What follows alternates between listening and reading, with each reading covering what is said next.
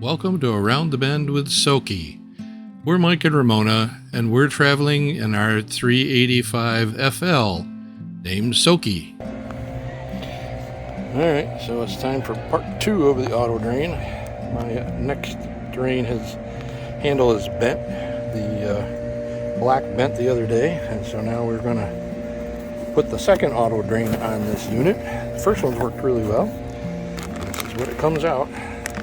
Got the switch, all the cabling. It's got a fuse already set up, and the actual, all the brackets and screws and everything come with it. Nice instruction sheet, and then the actual auto drain itself. Not very much. This part here is the part that comes out and goes back and forth to run it. Pretty simple. The price has gone up about $10, but for what it does, I'm going to put up with it. So based on the installation instructions, what I've done so far is I put this bracket on to fit the 3-inch side. Fits on there like that, so it extends it off.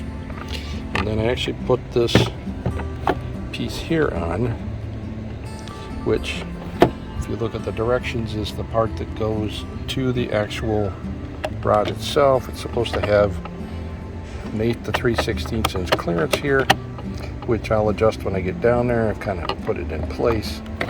And then the other thing I'm going to do is my cable here, my wiring is not long enough to make it all the way, but it is 4-conductor wire. So I happen to have a roll of 4-conductor wire, and I'm going to tape this to the end of the cable that I snipped off before I pull it out.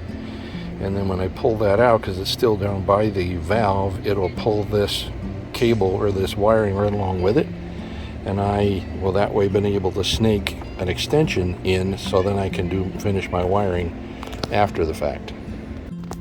So this is what my valve looks like after I took off the bracket.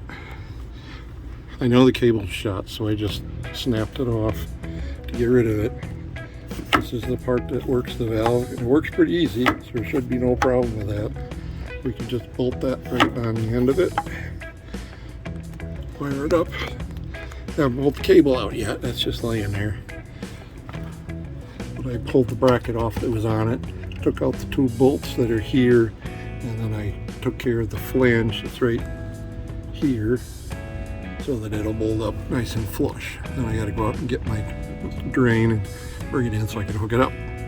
So I was able to fish my wire all the way up through using some stainless steel wire that I had and the end of that pull cable. I pull it all the way back up in here. Now I'm going to, this is where my switch currently is. I'm going to mount the next one just below it. My wiring's right there. It's got plenty of room to fit in. That'll be the next step. I have to extend my wire. This makes a nice, neat installation. And also I changed my labeling on the outside to match the installation. Thanks for watching.